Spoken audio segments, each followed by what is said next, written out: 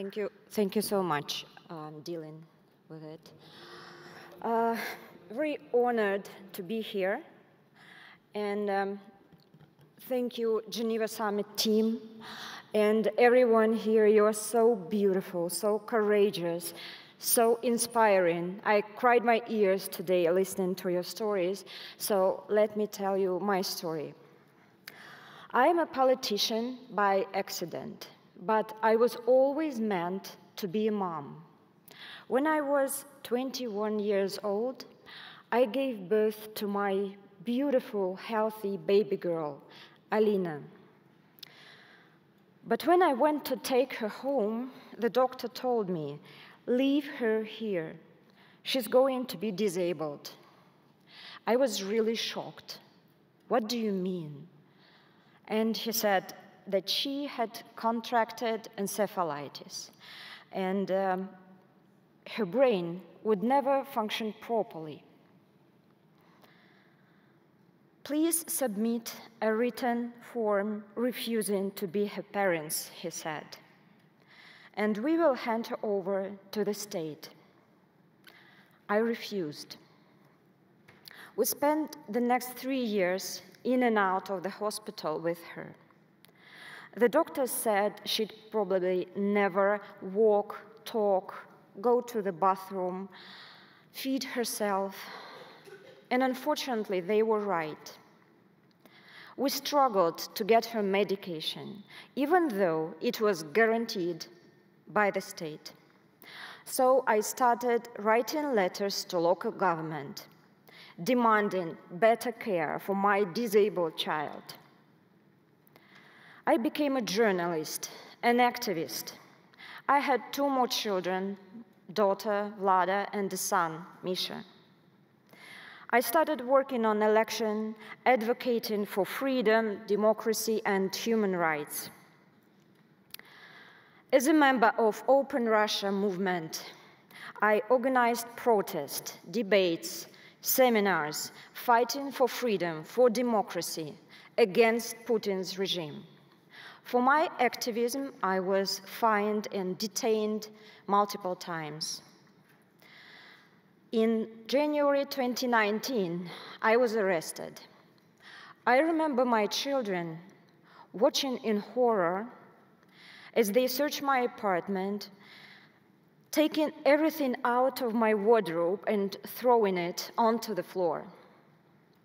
What I didn't know then is that they had installed a hidden camera into the air conditioning unit 6 months prior. I was so disgusted.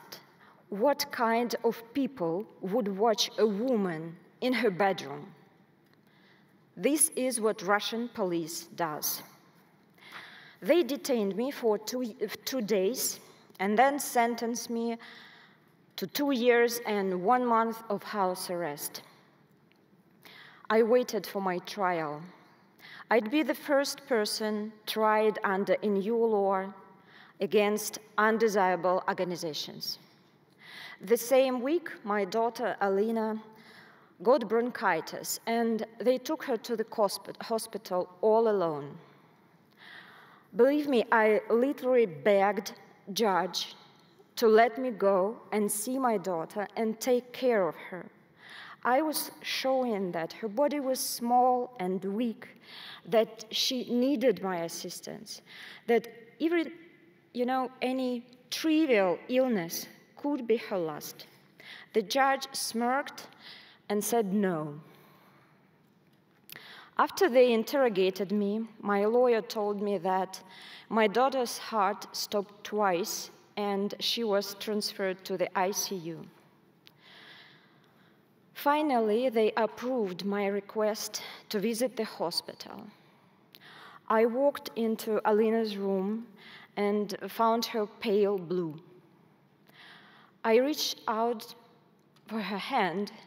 When you hold your child's hand, something magical usually happens. They instantly feel better. But that didn't happen. She was cold, and in a couple of hours, my daughter died. My first month on house arrest, I barely got out of my bed mourning my daughter. On her funeral, I was forced to stand there alone, monitored remotely by guards and forbidden from talking to anyone. I thought about a conversation I'd had with an American journalist. He adopted his son in St. Petersburg, and they also told him he was going to be disabled. But the photo he showed me was of a healthy young man. Alina might have had a chance if she lived in another country. But because we lived in Russia, my daughter had to suffer every single day of her life. And now all our children suffer. When I was on house arrest with all possible restrictions, I couldn't go out, use the internet, work, send messages, communicate to anyone. My 14-year-old daughter and my 7-year-old son became adults overnight. They were doing everything for me outside. They went to school alone. They were running errands, to the grocery shop, to the bank. In 2021, I was convicted to 3 years of suspended sentence. In 2022, Russia attacked Ukraine. All Russian children immediately became tools of propaganda. Ukrainian children were brought by force from Ukraine to Russia. One of my friends volunteered in an orphanage near the border. And something terrible happened. They received over 500 Ukrainian children in one single day. And the next week, they were all gone, scattered across orphanages in Russia. They changed their names, they changed their surnames to erase their identity. I escaped Russia last summer with my daughter, my son, and my dog. Now we live in Vilnius.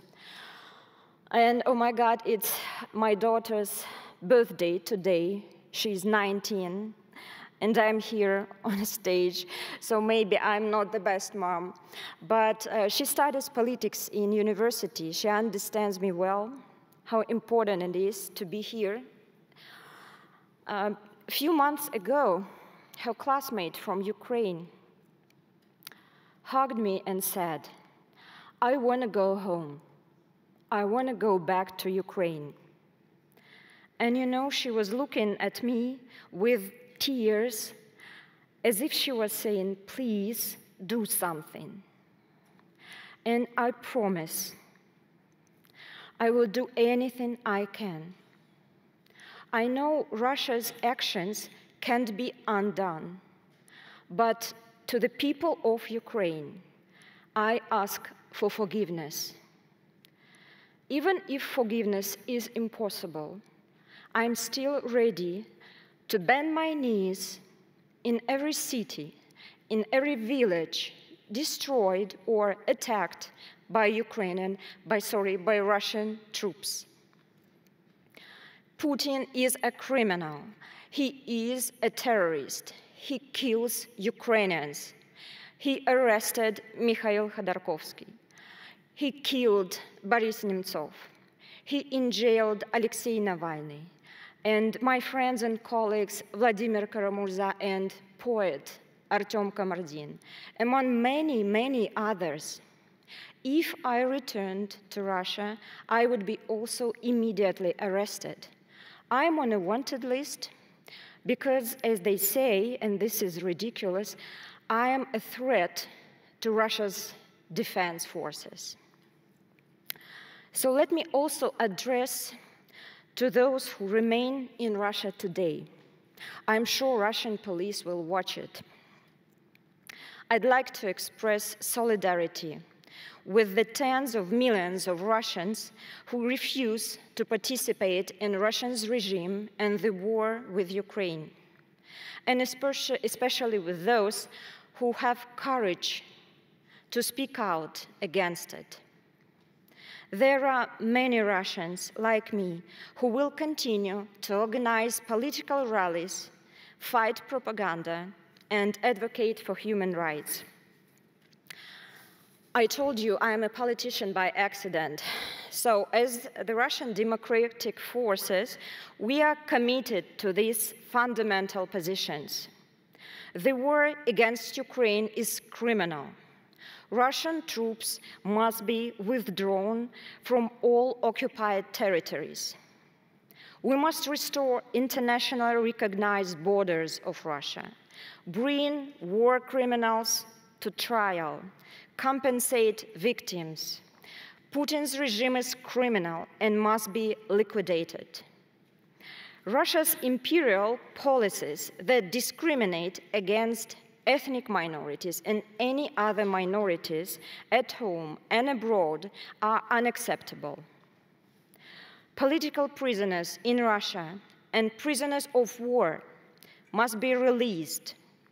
Forcibly displaced Ukrainian adults and children must be allowed to return home.